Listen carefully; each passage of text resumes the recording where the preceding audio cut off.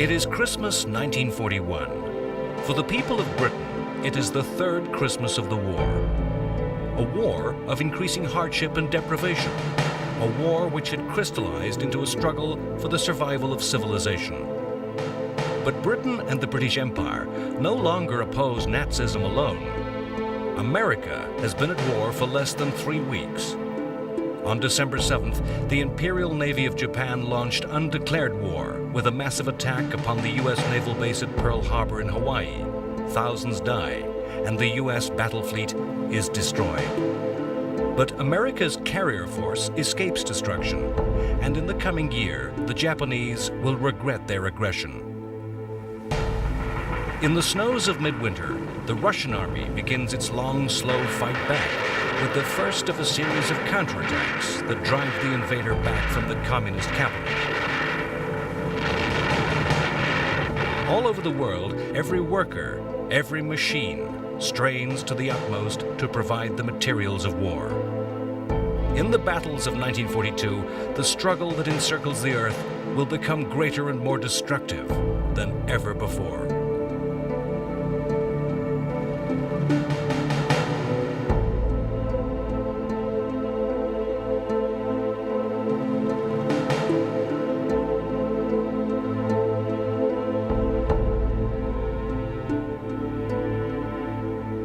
January 1st, 1942, saw the United Nations Declaration.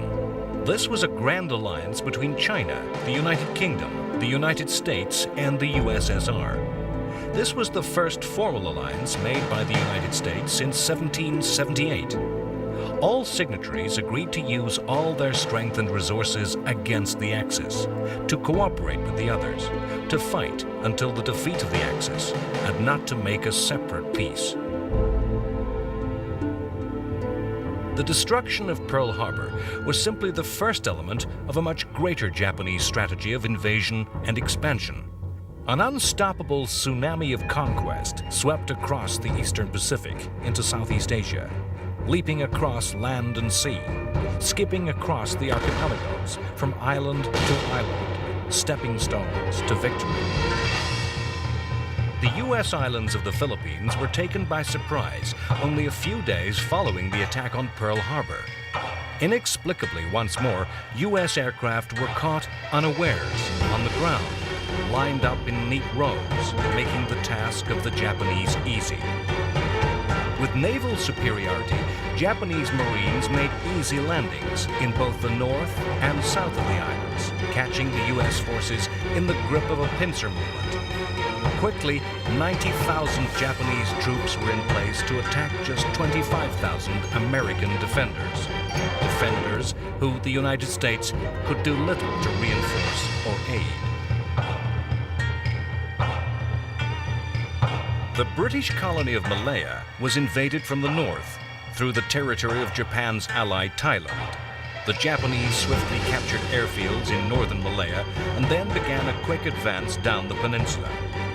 The Japanese had gained air and sea supremacy in the skies and seas off Malaya. On December 10th, 2 British battleships, the Prince of Wales and the Repulse, the only major naval forces Britain could muster, had been caught in daylight off the eastern Malaya coast by Japanese bombers based in Thailand and Vietnam.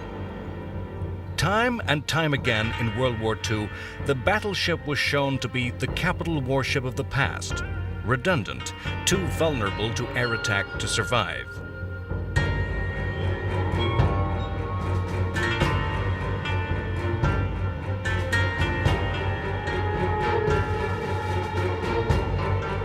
The 2 battleships were destroyed by a swarm of aircraft in just 2 hours.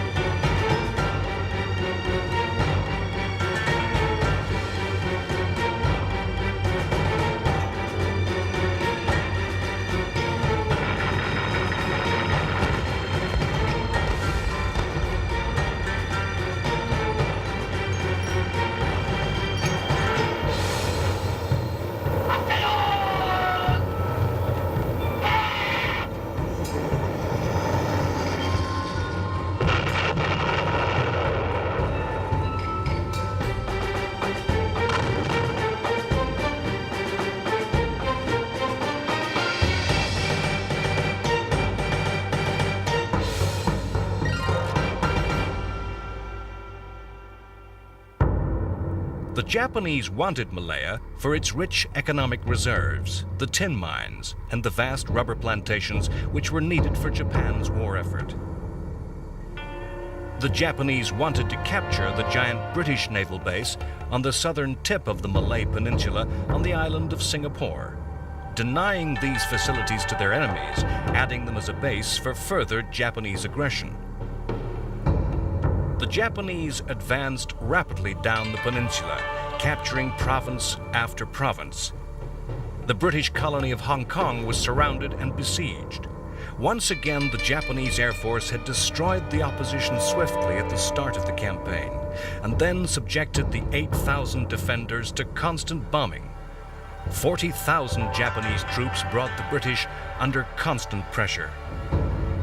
In the expanse of the Pacific, conflict came to the distant archipelagos of tiny islands, lying astride the strategic routes of war. On December 10th, the island of Guam fell to Japanese invasion. It and other small islands were intended to be fortresses in a ring of defenses around Japan's new empire. On the same day, Wake Island, held by just 400 Marines and 1,000 construction workers, was attacked by Japanese warships and taken 12 days later. Still, the wave of expansion went on. On December 15th, Japanese armies had invaded the British colony of Burma. The Japanese were attempting to cut supply lines to their nationalist Chinese enemies and to use Burma as a base for attacks on British India. In the very wildest of Axis dreams, Japanese armies marching into India were then met by German armies, which had swept eastwards from southern Russia and North Africa via Arabia and Iran. The wave of Japanese success revealed inherent tensions within the Axis alliance. It was an alliance of necessity rather than ideology. Hitler commented, half in despair, "The Japanese are occupying all the islands. They will get Australia. The white race will disappear from these regions." Japan did seek to drive the white colonial powers from Asia, appealing over the heads of European imperial masters to the indigenous populations.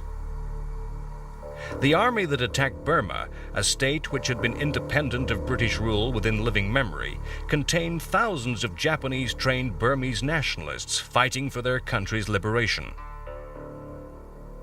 The rate of Japanese advance in those early days and weeks was astounding.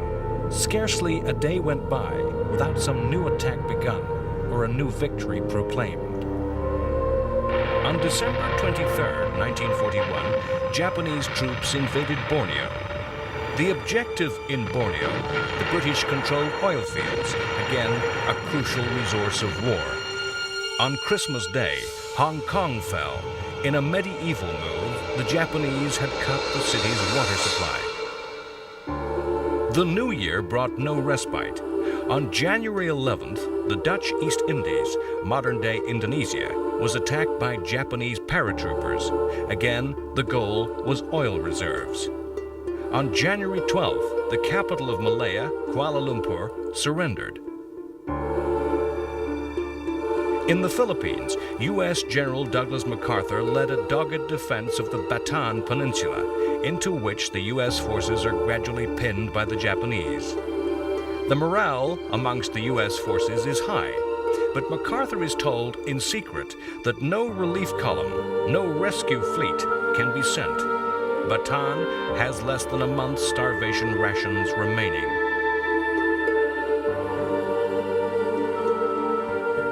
Throughout Australia, panic seized the population as the possibility of invasion, once seeming so remote for so distant a country, began to threaten. On January 24th, Japan invaded Australian-controlled New Guinea. They brought massive strength to bear and quickly overran the territory. In Malaya, the fighting drew to a climax. The Japanese forces had cleared the peninsula, and all British and Empire troops had withdrawn to the fortress of Singapore. Singapore was the mythology of the British Empire built into actuality.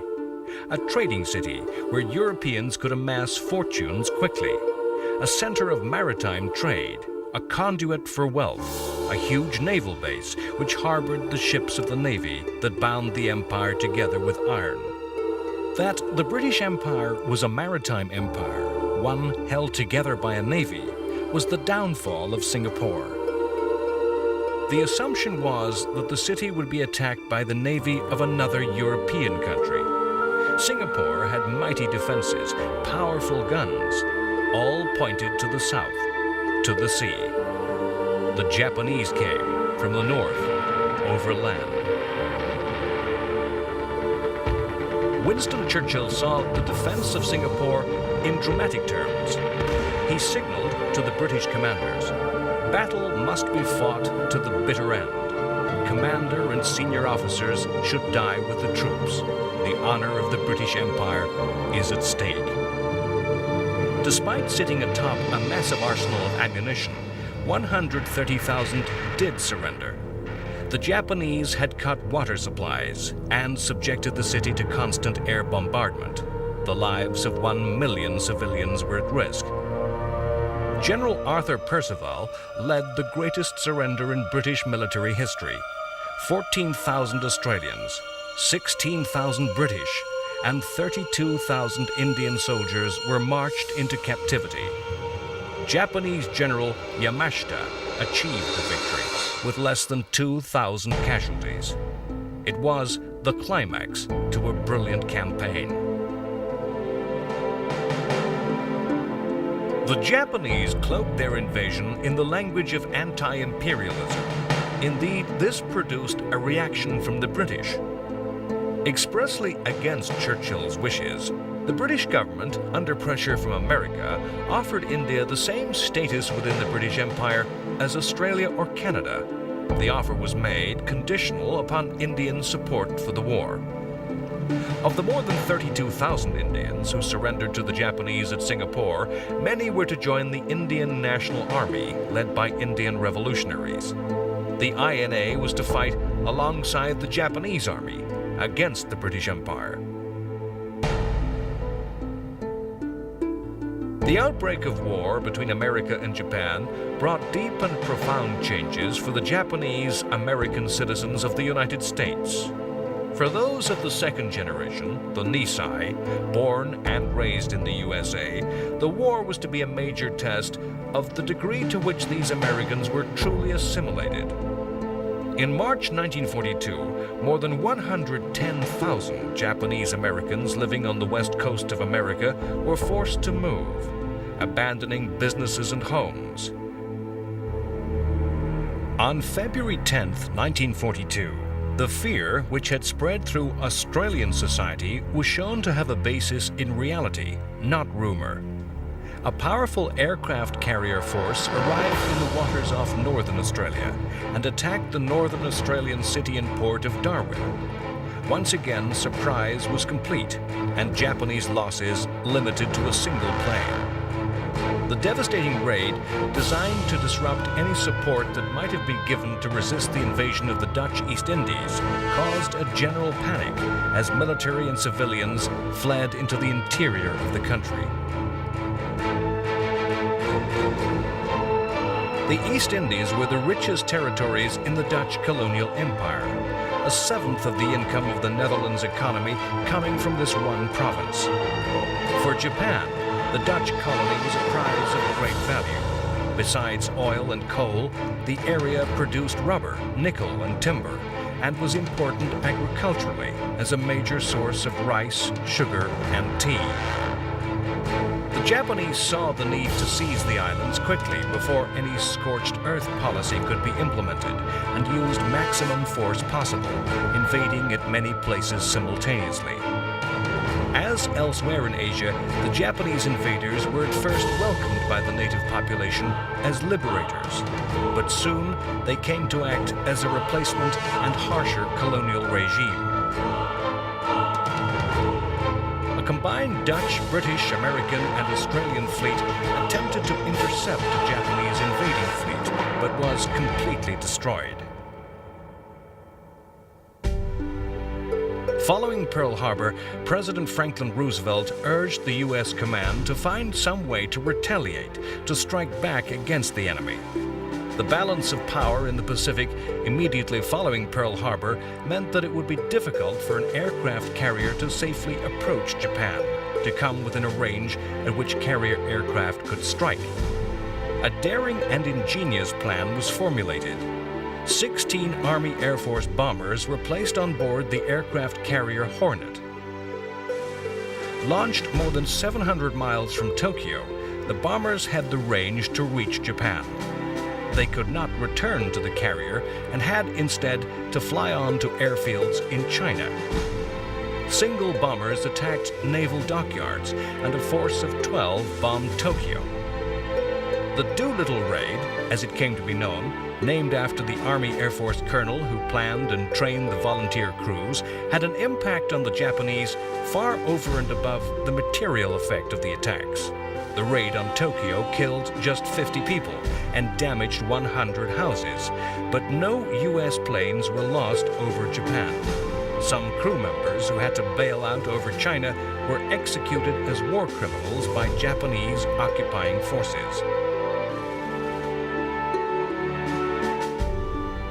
U.S. morale was raised by the news that something was being done.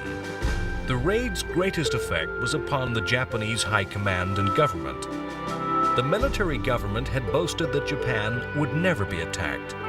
The shock of bombs falling so close to the emperor caused panicked overreaction, a surge of aggressive desire to bring the war to an end with victory. The 6 months to run wild in the Pacific that had been won by the attack on Pearl Harbor were nearing their end.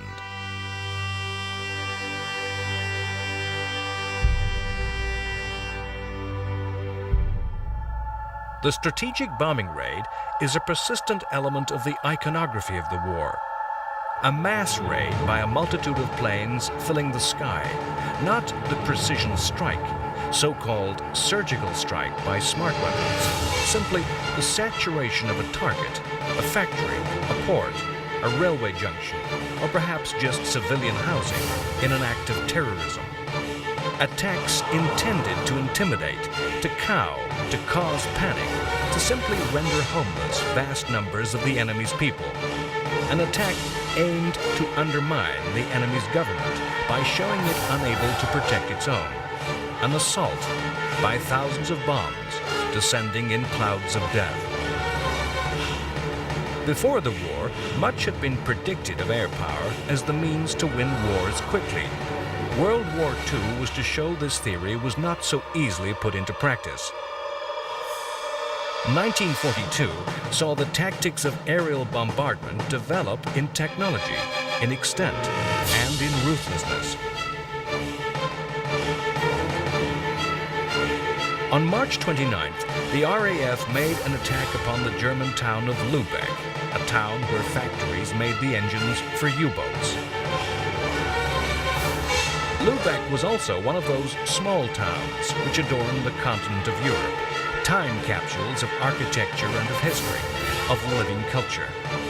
It was destroyed, bombed, and burned flat, its medieval buildings succumbing with terrifying ease to the RAF. Nazi ideology was a theory of history that valued culture. In fury at the destruction of the German town, the German leadership ordered revenge.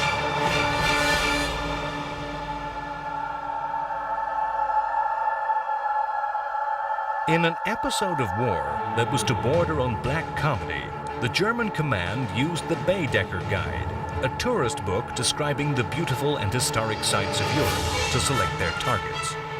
A series of raids were made against targets of nothing more than cultural value. The raids were not large, not particularly devastating.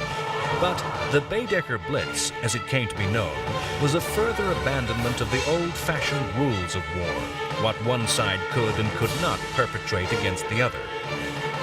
After the fall of France, there were very few ways in which Britain could strike back at Germany. The bomber offensive was one of the few initiatives Britain could take. The lessons of the Battle of Britain and the Blitz seemed to show daytime raids simply too costly to both crews and aircraft. High losses meant that the attacks were switched to the night, where darkness gave such protection to the attacker that losses were minimized. The darkness also meant that attacks on a target as comparatively small as, say, an individual factory were impossible. The RAF's High Command realized that the only alternative to abandoning the offensive was to target cities in mass attacks. Tactical necessity was turned into a strategic virtue. The policy of city center raids was to become the center of controversy for years to come. In May 1942, the RAF gathered together every element of its bomber strength, combining frontline forces with all the reserves and training planes available to launch 1,000 aircraft against a single target, Cologne, causing massive damage.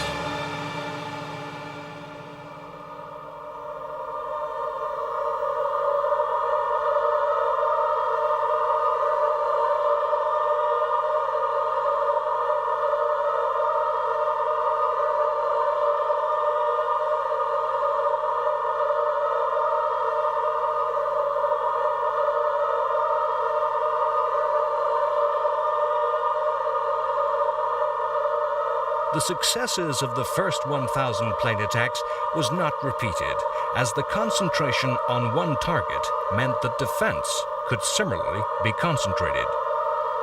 Strategic bombing developed to the advantage of the Allies and against the Axis. The planes with which both sides began the war were in general medium-sized and twin-engined.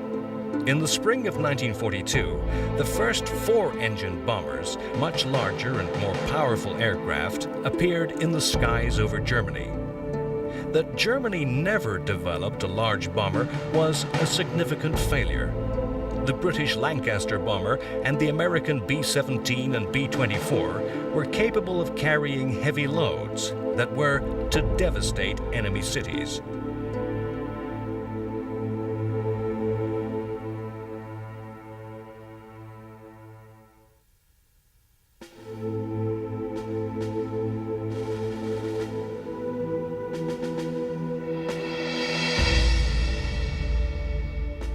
The prisoner of war is a constantly recurring figure in the mythology of World War II. The POW camp, a fertile ground for the imagination of the professional storyteller, with tales of endurance and sacrifice, plus incredible, impossible ingenuity. The 150,000 British Empire troops who surrendered at Singapore were just a fraction of the 10 million soldiers, sailors, and airmen who were to fall into the captivity of their enemy during the war. The treatment of the prisoners of war was governed by the Hague Convention of 1907, which declared that men who had laid down their arms should be treated decently. The Geneva Convention of 1929 laid down detailed rules for the treatment of prisoners. Under the convention, the POW was to be removed from the battlefield as soon as possible, if wounded, treated, fed, and housed to the same standard as the captor country's own soldiers, allowed to correspond with their families, and famously entitled to refuse all information except name, rank, and number. The conditions of POWs were to be inspected by the International Red Cross. If captured escaping, a POW was to suffer no more than a month's solitary confinement, the legendary 30 days in the cooler. The Geneva Convention was not acknowledged by either Japan or the Soviet Union. Stalinist communism refused to accept that any Soviet soldier would surrender. Historically, the capture of an officer was a cause of dishonor. But by the time of World War II, the nature of war, the huge scale of fighting, the advent of air forces, had caused a realization that capture might befall even the most honorable. No one foresaw the scale of the POW problem that was to arise in World War II. So utter was the collapse of Poland and France that Germany found itself with more than 2 million POWs by 1940. All sides in the war lost large numbers. 5 million Soviet soldiers were captured. Italians surrendered to the British in vast numbers. The fates which befell the prisoners of different armies varied widely. The Waffen-SS, the armed SS specialist units drawn from fanatical Nazis, rarely gave or asked for quarter. In some areas of Germany, British and American aircrew were lynched in mob vengeance. Soviet prisoners falling into German hands were treated with what amounted to savagery. Nearly 80% died in captivity. The Germans claimed not to be bound by the Geneva Convention, as the USSR had not signed. Russian officers were shot. Ordinary soldiers were left without food or shelter. Nazi racial theory held that Anglo-Saxons, British and Americans, were Aryan and deserving of respect. Slav soldiers were believed subhuman. In Asia, a different regime prevailed. The Japanese regarded surrender as irredeemable dishonor. Surrender of uninjured Japanese was almost unknown, and they despised the soldiers they took prisoner following Singapore's fall, as well as the captured Dutch from the conquest of the East Indies. No attempt was made to provide humane treatment. A minimum of food and shelter was supplied, in addition to intensive hard labor. In the dark hierarchy of race hate expounded by Nazi ideology, paramount above the hate of Slavic peoples was the hatred for the Jews. Jews had been persecuted in Germany since the Nazis had first come to power. In the occupied territories of Eastern Europe in the wake of the war, the Nazi racial ideology was played out to its logical and horrific conclusion. Jews in Poland had been forced into ghettos and into special labor camps. On June 1, 1942, a Polish underground newspaper, published in defiance of the occupation, printed rumors of systematic killings within these camps.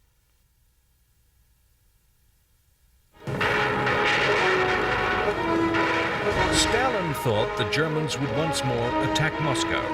Instead, Hitler aimed at the destruction of Soviet troops and the capture of the southern Russian industrial region, including the vital strategic resource of the Caucasus oil fields. In a renewed offensive, German armies swept south. Once again, vast advances were made, huge numbers of prisoners taken.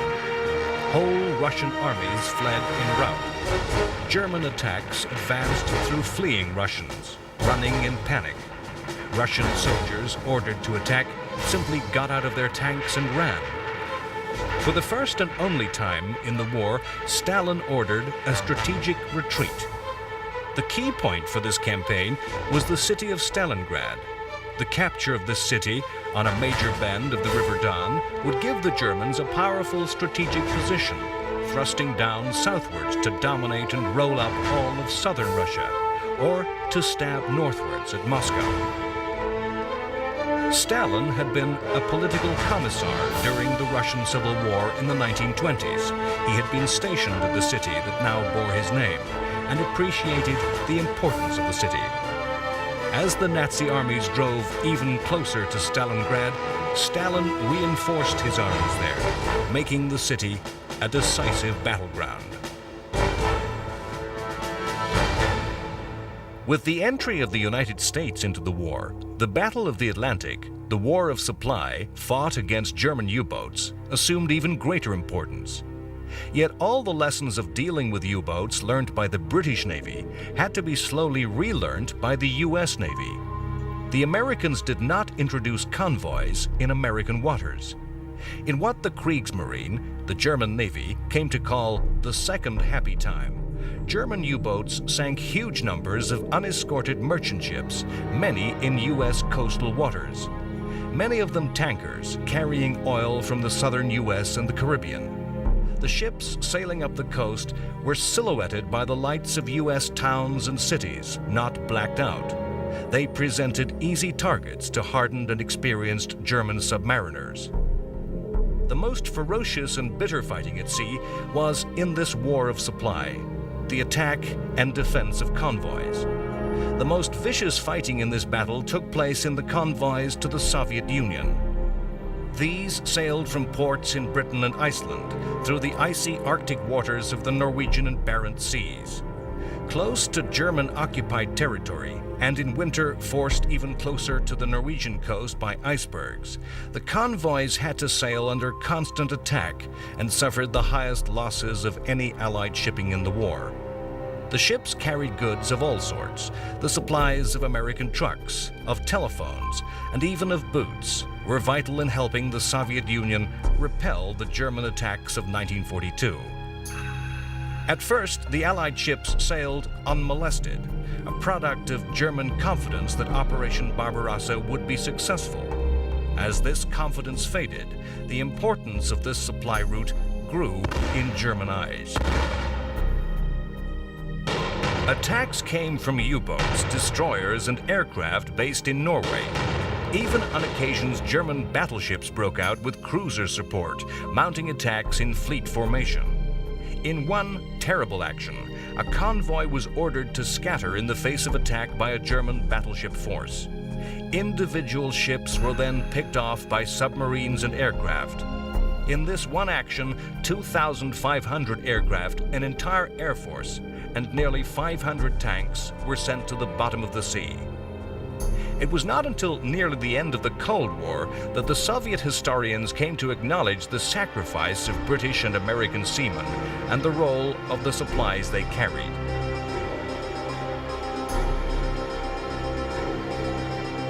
The British admirals pleaded that the convoys were expensive in manpower and shipping. But within the anti-Nazi alliance, the Grand Alliance, as Churchill came to name it, the Arctic convoys were the only answer to Stalin's demands that Britain open another front to relieve the pressure on Russia. Within the alliance, Churchill was under great pressure to act. The Americans underestimated the resources and general difficulty of acting against Nazi Germany. British communists, under orders from Moscow, switched from preaching defeatism to demanding that Britain act in the West.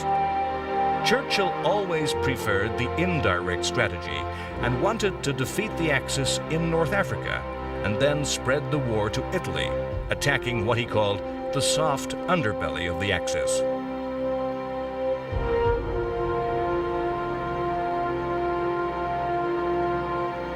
On April 10th, Great Britain gave its highest award for civilian bravery, the George Cross, to the entire island of Malta.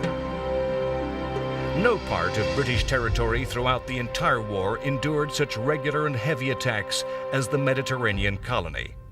In the first 4 months of 1942, Malta had suffered no less than 1,000 air attacks. The civilian population became a nation of cave dwellers, digging deep into the island's limestone. The constant air attacks were just part of a siege which the Axis extended around Malta.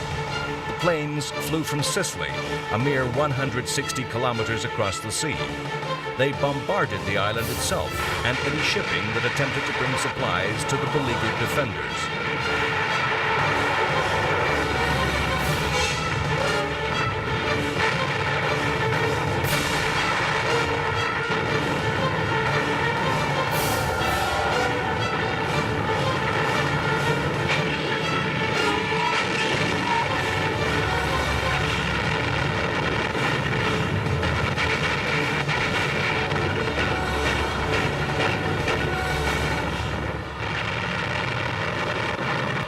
At times, the attacks were so fierce that the only vessels capable of making the voyage were submarines.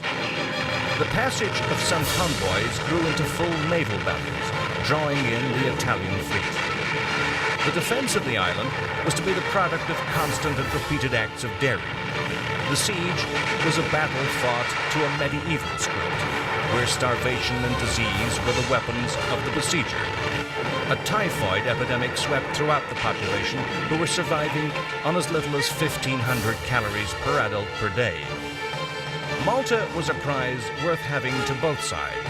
She sat astride the short sea routes to North Africa, and unless captured and in Axis hands, could threaten disaster to the Axis armies fighting in the desert. In North Africa, new supplies had enabled Germany's Africa Corps to bounce back from a British offensive of the previous year. Once more, with inspired leadership from Rommel, the front moved back hundreds of miles across Libya. In what was now named the British Eighth Army, there was a panicked rout, with men fleeing for survival. The retaking of airfields by the Germans in Libya tightened the siege of Malta and aided the supply of the Africa Corps. In a renewed offensive, the Africa Corps attacked and retook the strategically important port of Tobruk. This latest failure of the British, a defeat despite clear intelligence from codebreakers that German attack was coming, resulted in the dismissal of yet another British general. Lieutenant General Ritchie, commander of the Eighth Army, was sacked. The commander-in-chief in the Middle East, Auchinleck, took command of the army himself. Tobruk's fall yielded the Germans 35,000 British prisoners and brought about a crisis in Britain. Secret opinion polls showed more than half the British people dissatisfied with Churchill's leadership and thought the war badly directed. Churchill had to face a vote of confidence in Parliament. 476 members voted in support, but 25 voted against, and 30 British MPs abstained. The Germans pushed into Egypt. Soon they would be within 100 kilometers of the crucial port of Alexandria, within reach of cutting the Suez Canal, striking at the Middle East oil fields, of winning the war. After the enormous tactical victory of Pearl Harbor, sane heads in the Japanese High Command had warned that the forces of the Empire had only a little time in which to win victory. In May 1942, 6 months following Pearl Harbor, Japan mounted an invasion of Port Moresby in Papua New Guinea. Their aim was to extend their control so as to isolate Australia from the rest of her allies, to bring Australia easily within reach of Japanese aircraft. A Japanese invasion force that comprised of troop transporters, heavy warships, and 3 aircraft carriers was met by the American Navy with 2 carriers, plus an Anglo-Australian fleet. Once again, warning of the Japanese attack came through intelligence gathered by codebreakers.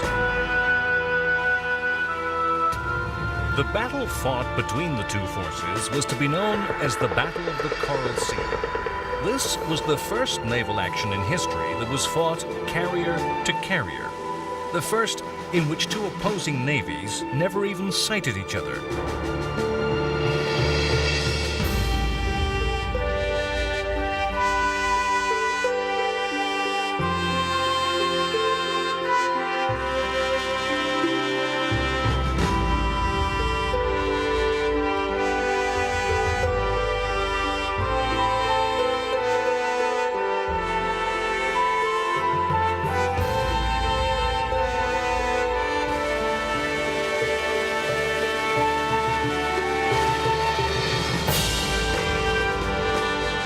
Fighting that lasted 4 days, the 2 sides fought to a stalemate. 1 Japanese aircraft carrier was sunk. 1 American carrier so badly damaged that she had to be scuttled. Of the 2 other Japanese carriers, one lost so many aircraft her strike power was heavily depleted. The other carrier so badly damaged as to be out of action for the coming months. Once again, the battle was a tactical success for Japan, but a strategic failure. New Guinea was not conquered, and the strategic goal to threaten Australia unattained. That such losses were inflicted on Japan's hard-to-replace ships, planes, and trained pilots would be crucially significant when the 2 navies next met. Battleships were no longer the major weapon of naval warfare, no longer a weapon which could destroy the enemy's main fleet. Battleships were still a threat. If such a warship fell among a convoy of merchant ships, or if a battleship were brought to bombard shore targets, provided there was no threat of air attack, the big gun ship could wreak terrible damage. Otherwise, the battleship on both sides were little more than prestige propaganda targets. Threats only, in that admirals in the opposing navies believed battleships a threat.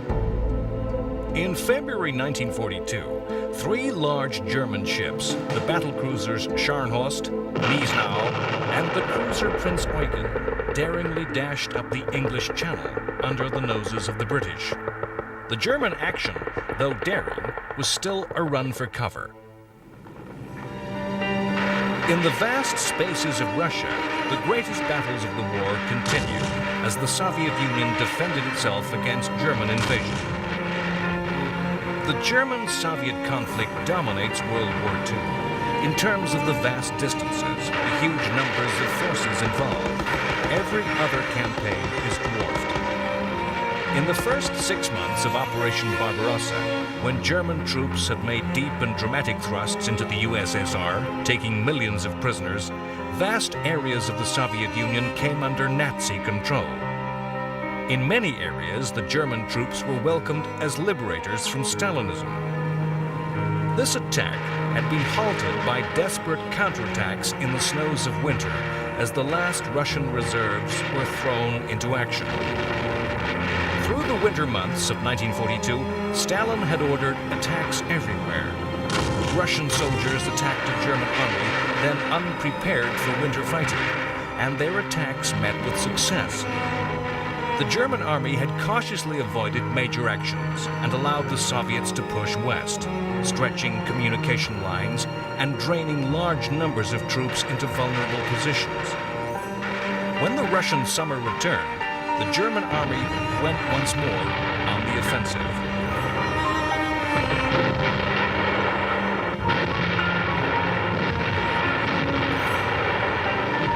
The mathematics of the war were shifting slowly against the Germans. In early summer, the Red Army had 5.5 million soldiers deployed. The Germans just under 5 million, of which 400,000 were Finns, and just under 1 million were Axis allies, a mixture of Italians, Hungarians, Romanians, and even a division of Spanish volunteers. The crucial German advantages of better equipment, better training, and better leadership were being slowly eroded by the support of Britain and America. As Russia's quantity of forces became comparable in quality, the balance was to slowly tip against the Nazis. Barely a month after the Battle of the Coral Sea, and little more than 6 months after Pearl Harbor, a truly decisive battle of the Pacific War would be fought. The Japanese High Command resolved to end the war, to win a victory that would knock the United States out of the war. The Japanese plan was based on classic naval strategy, aiming to force the U.S. Navy into battle on Japanese terms. The plan was to attack the U.S. island of Midway. Midway was the furthest west U.S.-held territory in the Pacific.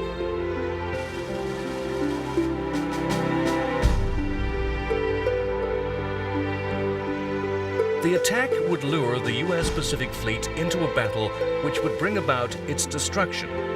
Japanese Admiral Yamamoto planned to make the Americans weaken their defenses by making a feint towards the American Aleutian Islands, far to the north. Yamamoto believed that following this victory, the invasion and Japanese occupation of Hawaii would follow. This, in turn, would enable the Japanese Navy to drive the U.S. fleet from the ocean, even for Japanese forces to directly threaten the west coast of the continental United States. America would, as a result, sue for peace. The Japanese admiral's plan involved the concentration of a massive fleet, 145 ships strong. Once again, the work of the codebreaker was to be crucial. The breaking of the Japanese codes revealed that the Aleutian attack was a sham, and Midway the real target. The American Navy was therefore able to concentrate its defenses. Nevertheless, the material advantage lay with the Japanese, 4 carriers to the U.S. Navy's 3, 261 planes of the highest quality against a mixed bag of 230 U.S. aircraft. The Japanese force also contained 5 heavily armed, powerful battleships. The Japanese made several errors, which were to have a disastrous outcome. Photo reconnaissance of Pearl Harbor, which would have shown the base empty, was cancelled. A screen of submarines was deployed to the east of Midway Island, too late, after the U.S. fleet had already passed through. Yamamoto expected his powerful fleet of 4 carriers to easily take the island. He expected then a weak, divided enemy, diverted by his northern dummy attack. Instead, he was entering a battle where the initiative, the surprise, actually lay with the United States Navy. The heart of the Japanese Navy, the aircraft carriers, supported by a small fleet of both smaller warships and battleships with invasion forces aboard, sailed for Midway. The Japanese plan was complex and intricate, yet lacked in crucial details. Incredibly, Japan was misled by false intelligence into an American deception that a carrier, the USS Yorktown, had sunk following the Battle of the Coral Sea.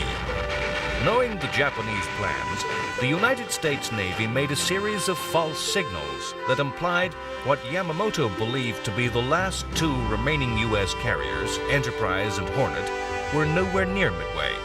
In fact, they were there, ready and waiting, preparing a surprise attack of their own with the 3rd totally unexpected carrier, the supposed sunk Yorktown. The American defense was everything, then, that the U.S. Navy could muster. All 3 operational aircraft carriers the U.S. Navy could put to sea.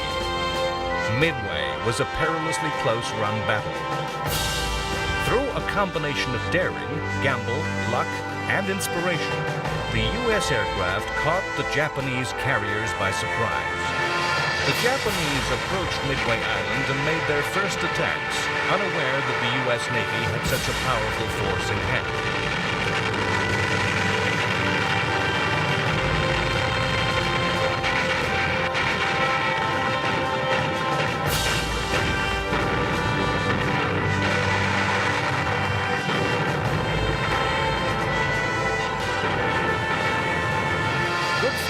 And daring by the United States admirals, overconfidence by the Japanese commanders, resulted in the Japanese carriers caught with their planes on deck, refueling and rearming. American bombers made a series of devastating attacks. 3 Japanese carriers were destroyed in minutes. The 4th carrier attacked and severely damaged a U.S. carrier before herself being destroyed in another American attack. The U.S. Navy had torn the heart from its opponent. Never again would Japan be able to fight with a numerical advantage over the Americans. The war between America and Japan was only 6 months old. It still had over 3 years to run. Yet, already, it could be said to be moving to the endgame. The Battle of Midway was a decisive day in the Pacific War. Within the space of hours, the balance of power had shifted against the Japanese.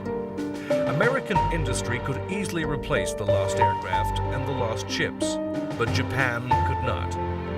Its force of skilled pilots and crews were lost to a man. Japan would never regain the initiative. The long march to defeat and surrender for Japan had begun.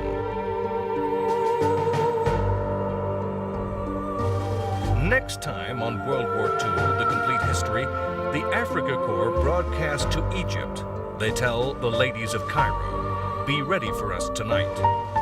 This is a date the Africa Corps break as the British Army fight the Germans to a standstill at El Alamein. In yet another change of British commander, a newly appointed general is sent to lead the 8th Army in the desert. General Richard Gott takes command, and on his first day is killed. A hurried search for a replacement throws up a stand-in who will march into history. The second choice, General Bernard Montgomery, steps in to lead the British Empire forces and creates a legend to match that of his opponent, Erwin Rommel. The day after Montgomery takes command, the German army comes before Stalingrad and the decisive battle of the European War begins. In the West, British and Canadian forces carried the war to the Germans as a powerful raid is mounted on Dieppe. It is a defeat for the Allies, but vital lessons are learnt. Montgomery shatters the myth of Rommel at the Second Battle of El Alamein. It's a stunning victory which Churchill calls the end of the beginning. America goes on the offensive. Guadalcanal is recaptured from the Japanese. American forces land in North Africa and meet an army of the Third Reich for the first time. The skies of Germany begin to fill with the planes of the United States Air Force. At a meeting of Roosevelt and Churchill, the ultimate war aim is spelled out to Nazism. It is to be unconditional surrender.